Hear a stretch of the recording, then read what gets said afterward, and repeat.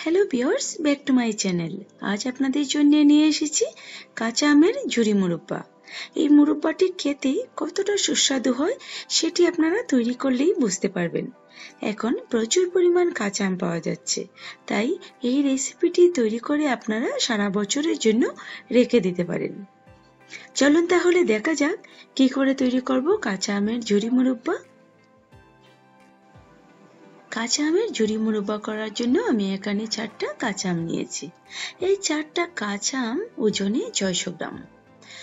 আমগুলোকে আমি ভালোভাবে ধুয়ে নিয়েছি। এখন এগুলো থেকে খোসা ছাড়িয়ে নেব।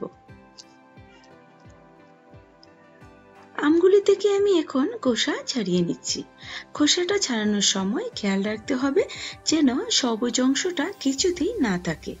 একদম সাদা অংশটা বের করে খোসাটা ছাড়াতে হবে। সবুজ অংশটা থাকলে মুরব্বাগুলো ভালো হবে না, তাই আমটাকে খুব ভালোভাবে খোসা ছাড়িয়ে পরিষ্কার করে নিতে হবে।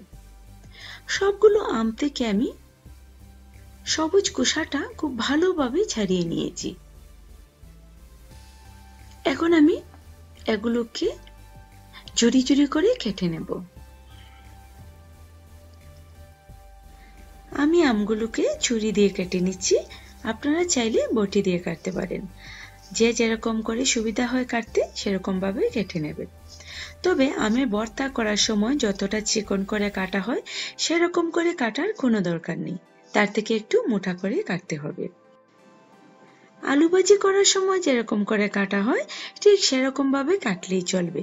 আবার কেউ যদি গ্রেটার দিয়ে গ্রেট করতে চান তাহলে গ্রেটারের মোটা ছিদ্রটা যে আছে সেটা দিয়ে গ্রেট করে নিতে পারেন।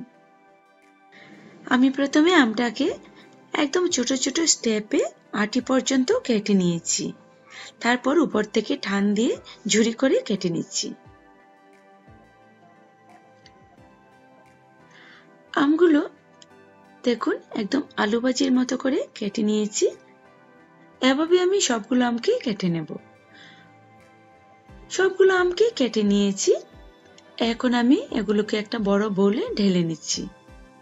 ঝুরি মুরব্বা করার জন্য অনেকে অনেক রকমের পদ্ধতি অবলম্বন করে থাকে, তবে আমি যে পদ্ধতিতে ঝুরি মুরব্বাটা করব সেটা সবথেকে সহজ পদ্ধতি।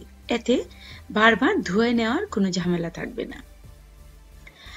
আমি আমের মাঝে এখন দিয়ে দিচ্ছি আধা চা চামচ পরিমাণ মতো লবণ। তবে এই লবণটা দিয়ে আমটাকে ধুতে হবে না, লবণটা আমে থেকেই যাবে। আর এই 600 গ্রাম পরিমাণ আম থেকে খোসা আর আটি ফেলে 500 গ্রামের মতো হয়েছে।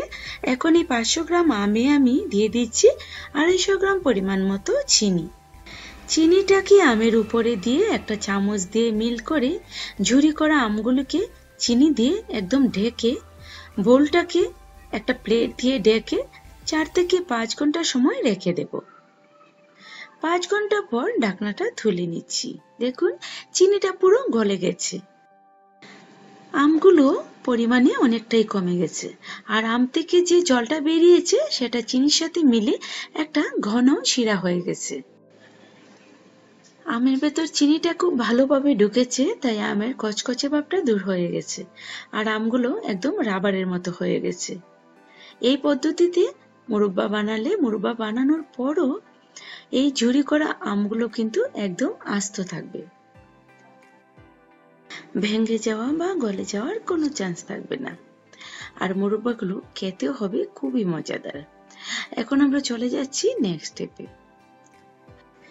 চুলায় এখন একটা প্যান বসিয়ে দিয়ে দিচ্ছি আমগুলো। বাড়তি কোনো চিনি দেব না, তবে যারা বেশি মিষ্টি খেতে পছন্দ করেন তারা চিনির পরিমাণটা একটু বাড়িয়ে দিতে পারেন। আমটা দেওয়ার পর দিয়ে দিচ্ছি 2 টুকরো দারচিনি, আর দিচ্ছি 1 টেবিল চামচ পরিমাণ মতো জুলিয়ান করে কাটা আদা।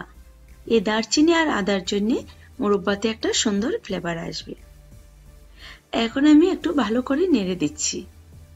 আগুনটাকে মিডিয়ামে করে দিয়েছি।